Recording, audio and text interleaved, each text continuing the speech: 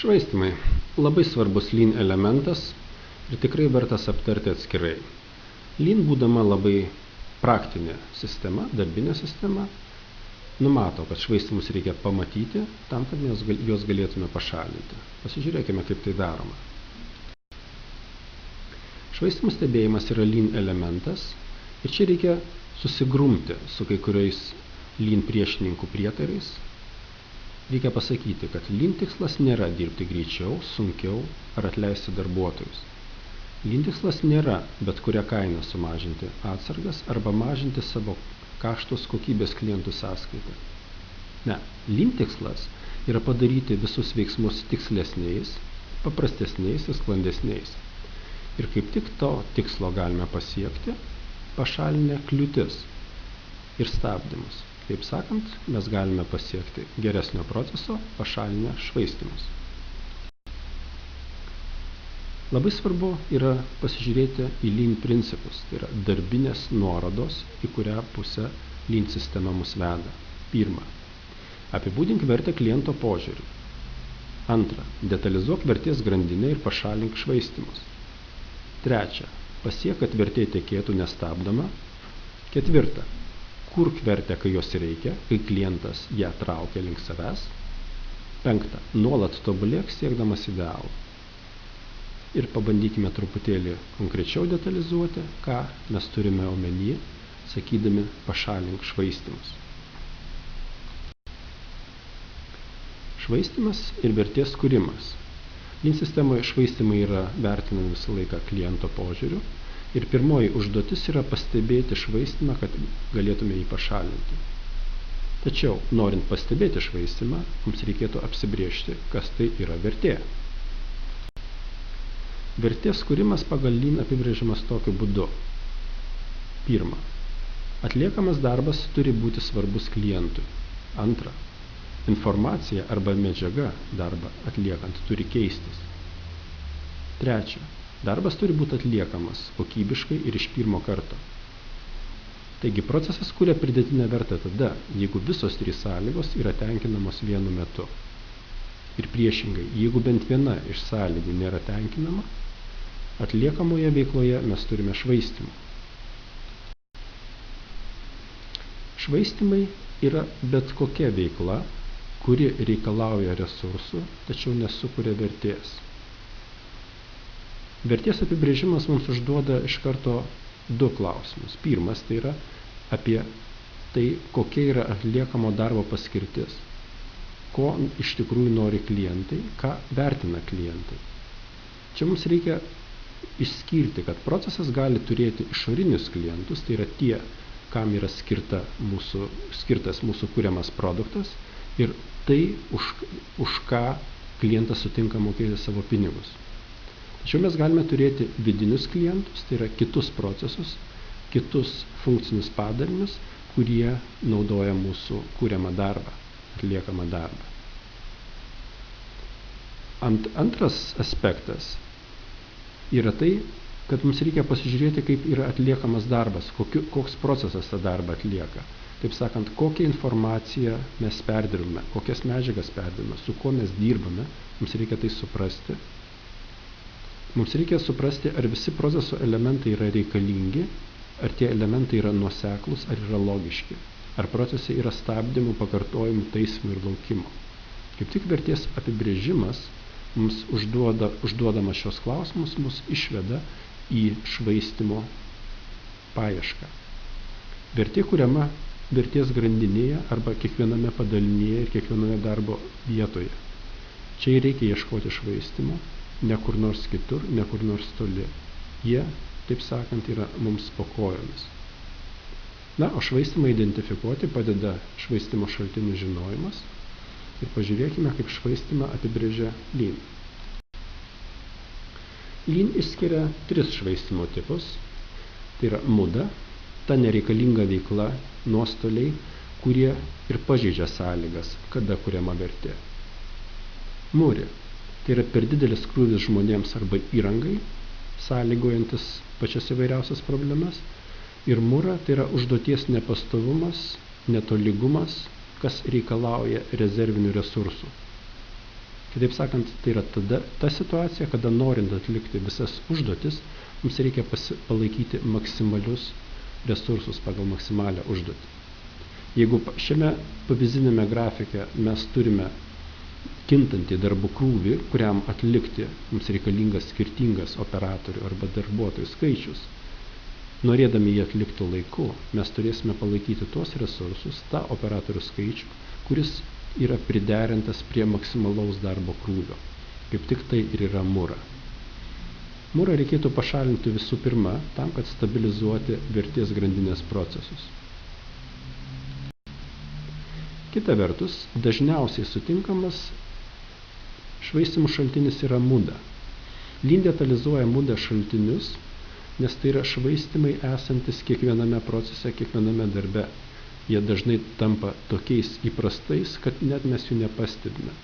Ir švaistymų stebėjimas yra skirtas tam, kad mes sugebėtume pastebėti ir įvardinti švaistymus, muda šaltinius. Yra išskiriami 7 muda šaltiniai: defektai, perteklinė gamyba, transportavimas, plaukimas, atsargos, žmogaus judesiai ir perteklinis apdorojimas. Šie muda šaltiniai yra susiję su žmogaus darbu, su atliekamo darbo kiekiu ir su atliekamo darbo kokybė. Tam, kad mes pastebėtume mudą arba švaistymus, mums reikalingi įgūdžiai ir tos įgūdžius geriausia įgyti darbo atlikimo vietoje arba gemboje. Reikia stebėti gembą, kad pamatyti, kokius švaistymus mes ten turime. Pabandykime apie juos kiekvieną iš eilės. Defektai darbo brokas yra pakankamai suprantami, logiški ir įprasti švaistymo šaltiniai. Tai yra darbas su klaidomis ar trūkumais, reikalaujantis pakeitimo arba perdarimo. Ofisinėme administraciniam darbe tai gali būti duomenų įvedimo klaidos, arba klaidos nustatant kainos, ar informacijos trūkumas, ar terminų nesilaikymas, prarasti įrašai, duomenys ir panašiai. Gamyboje tai yra tiesiog brokas, perdarimas ir pakartojimas, broko taisymas, neišlaikyta specifikacija, taip pat kelinti broko taisymą arba brokavimą, sudėtinių komponentų trūkumas galutinėme gaminyje ir panašiai. Perteklinė gamyba apibrėžima Lean sistemoje kaip blogiausias muda šaltinis, nes jis akumuliuoja visas organizacijos problemas. Perteklinė gamyba yra gaminimas daugiau produktų arba anksčiau nei reikia klientui, arba ruošimas didesnio kiekio informacijos, arba anksčiau nei reikia klientui. Ofiso administraciniam darbe tai yra didesnis kiekis informacijos, tai yra nereikalingų raportų ruošimas, papildomų kopijų darymas, žmonių kvietimas į susirinkimą dėl viso pikto, elektroninių žinučių platinimas nepatikrintais sąrašais. Gamyboje tai yra gamyba į sandėlį remiantis prognozėmis iš ankstinėmis, gal prireiks, turėtų prireikti. Tai yra batch tipo arba partijos tipo gamyba, prisitaikant prie įrengimų pajėgumo. Tai yra gamyba su tikslu geriau išnaudoti turimus gamybinius pajėgumus arba turimą personalą. Tegul dirba, duokime jiems darbo. Transportavimas. Tai yra resursų, medžiagų ir informacijos perkelimas nesukuriant vertės. Ofiso administravimui tai gali būti bylų nešiojimas, parašų rinkimas, centralizuotas archyvavimas. Tai gali būti sprendimų priėmimas bendruose susirinkimuose, kai informacija yra nešama į kažkokią tai sprendimo priėmimo vietą, sprendimas nepriimamas to jau pat. Gamybos atveju tai yra medžiagų transportavimas, įsandėliavimą arba išsandėliavimo, komponentų transportavimas tarp cechų, pusgaminių nebaigtos gamybos pernešimas dėl blogos išdėstymo schemos tarp įrengimų ir panašiai. Laukimo muda. Laukimas yra prarastas laikas, kai medžiagos, instrumentai, informacija ar žmonės nedirba, nepanaudojami, nes jie nėra pasiruošę darbui arba neturi darbo užduoties. Ofiso veikloje tai yra IT sistemos, gedimas, perkrovimas, darbas prie jos, parašų rinkimo ciklas, laukimas, kol klientas duos atsakymą į mūsų paklausimą, į mūsų pasiūlymą, dokumentų redagavimas, kai mes siunčiame paštu ir laukiame, kol gavėjas jį gaus ir peržiūrės, gilinimasis į komplikuotą informaciją, į užduoties kontekstą. Paskutinysis punktas yra labai svarbus, nes pakankamai dažnai prarandame laiką, nežinodami, kokia bus, gilindamiesi į užduotį, nežinodami, kaip jį atlikti. Lean sistemos požiūriu tai yra muda, tai yra švaistymas, nes darbas dar nėra atliekamas. Laukimas gamyboje. Tai yra žaliavų arba komponentų laukimas, kol tiekimas mums juos atveš, kokybės kontrolės rezultatų laukimas arba tos pačios darbo užduoties laukimas, laukimas, kol bus pataisytas prietaisas, įrengimas, kol bus perderintas įrengimas. Taip pat laukimas yra taikomas nebaigtos sukauptos gamybos požiūriu, tai yra atsargų požiūriu.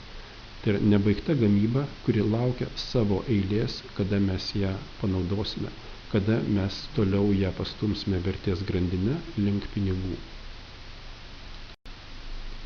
Atsargos. Atsargos yra daugiau informacijos arba produktų, nei šiuo metu reikia. Ofise administracijoje tai yra kaupiamos bylos, ofiso priemonės, sukauptos, pašto žinutės, papildomos dokumentų kopijos arba tiesiog duomenys, kuriuoms paskirties mes kol kas nežinom, bet galbūt prireiks, darome jų kopijas. Gamybos atveju tai yra, mes kaupiame žaliavas, sandėliuojame. Mes sandėliuojame nebaigtą gamybą arba pagalbinės priemonės darbui. Pakankamai dažnai mes turime atsarginius prietaisus ar atsarginius įrengimus, taip pat palaikome perteklinius pajėgumus, gamybinius plotus arba nepanaudojame žmonių. Tai yra atsargos, jos naudojamos neracionaliai, dėl to tai yra švaistymo būdas. Iš tikrųjų, atsargos yra rezultatas kitų proceso problemų arba kitų muda šaltinių. Atsargos tampa neišvengiamos, kai procesas stabdo tarpusavėje nesuderintos operacijos, kai jos yra lėtos ir greitos, kai perderinimo trukmė yra pernelyg ilga, kai turime broko ir panašiai. Atsargų pagalba mes apeiname problemas, jų nesprendžiame. Mes padarome rezultatą, neišspręsdami problemų arba jas paslėpdami po atsargomis. Atsargų lygis yra tarsi upės vandens lygis.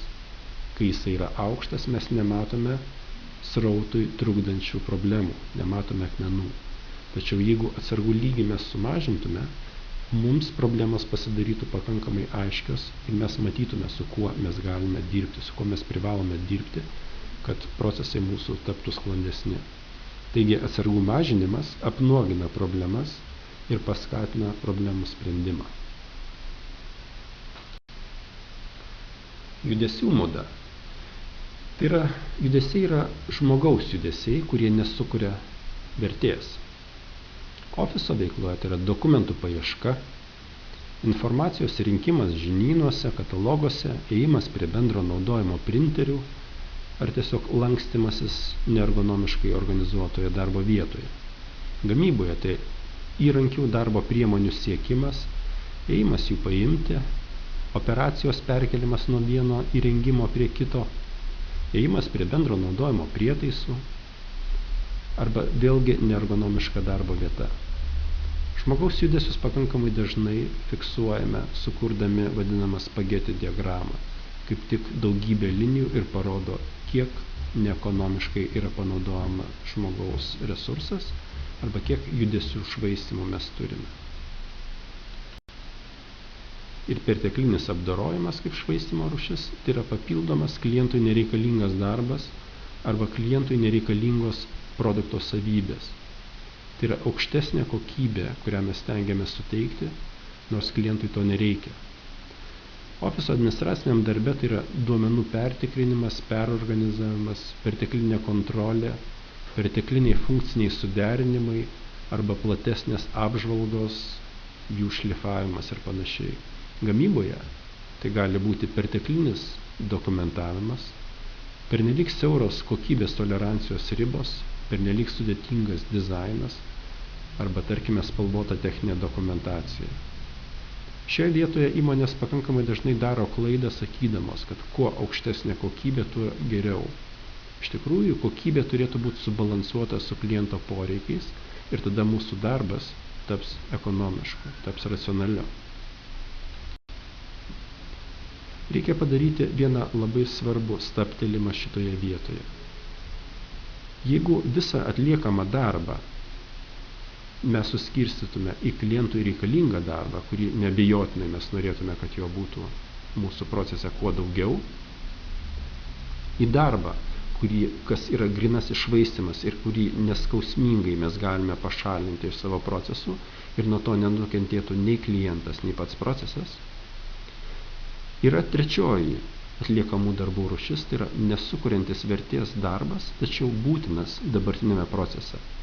Ir ši būtino švaistymo koncepcija yra labai svarbi, nes dalis darbų vertės klientui nesukuria. Klientas galėtų be to apsieiti, klientas į tai nekreipia dėmesio, jo gali net jį nežinoti.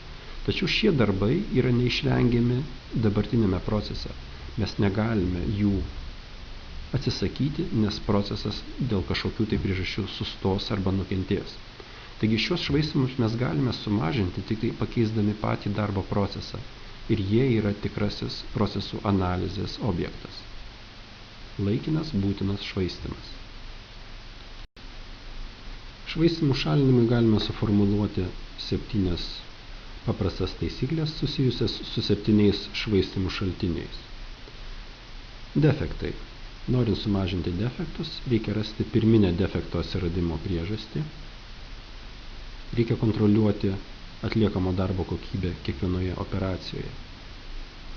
Perteklinę gamybą sumažinti galima gaminant tai, ko reikia, kada reikia ir tuo kiekiu, kiek reikia klientui. Jeigu mes prisitaikysime prie klientų poreikio takto, mūsų perteklinė gamyba turi sumažėti. Transportavimo mažinimas, tai yra reikia mažinti perkelimo atstumus, reikia perplanuoti darbo cechus, reikia taikyti darbo vietos dizaino instrumentą. Laukimo mažinimas gali būti pasiektas, jeigu mes suprasime kiekvienos proceso grandies trukmę ir ritmą, jeigu ją mes suderinsime su kliento poreikiais. Tai vėlgi grįžimas prie kliento poreikio ritmo ir mūsų proceso ritmo. Tiek takto suderinimas su atlikimo trukme. Atsargos. Atsargos yra kitų švaistymo rūšių simptomas ir jeigu mes sugebėsime pašalinti kitus švaistymus, atsargų nebereikės. Atsargos natūraliai turės mažėti arba jos galės išnykti. Judesiai. Norint sumažinti judesių švaistymą, reikia koncentruotis į operatorių darbo ergonomiją, nepamirštant darbo saugumo ir randant geriausią būdą darbo atlikimui. Čia yra labai galingas standartizuoto darbo instrumentas. Ir perteklinis apdorojimas gali būti sumažintas, suprantant tikruosius kliento poreikius ir pildant tikruosius kliento poreikius. Lean sistemos instrumentai yra vadybiniai metodai skirti švaistymo šalinimui. Lean yra sukūrusi visą eilę instrumentų, kurie šalina šios švaistymo būdus, kurie yra pritaikyti šių švaistymo šaltinių pašalinimui. Ir švaistymai yra pašalinami juos stebint, pritaikant tinkamą Lean instrumentą arba priešingai. Jeigu procese mes diegiame Lean sprendimą, Lean instrumentą ir sutinkame švaistymo rūšį, mes tą švaistymą galime pašalinti. Siūlau išbandyti šio mokymo modulio veikimą, pasiimti į Gembo darbo užrašus, pieštuką, eiti išilgai vertės grandinės ir stebėti, kaip kuriamas produktas tarsi juda vertės grandinė. Reikia užsirašyti visus švaistymo atvejus ir tokiu būdu mokintis juos pamatyti. Labai svarbu yra neskubėti, skirti pakankamai laiko, pakankamai dėmesio procesų stebėjimui. Reikia stebėti, ar darbas plaukia nestabdomas, ar operacijos atliekamos vienodai, kartojamos vienodai, ar nesikaupia atsargos tarp operacijų, Ar žmonės laukia, kol automatai dirba, ar jie tuo metu atlieka kitus darbus. Ar aiški darbų atlikimo tvarka ir taip toliau.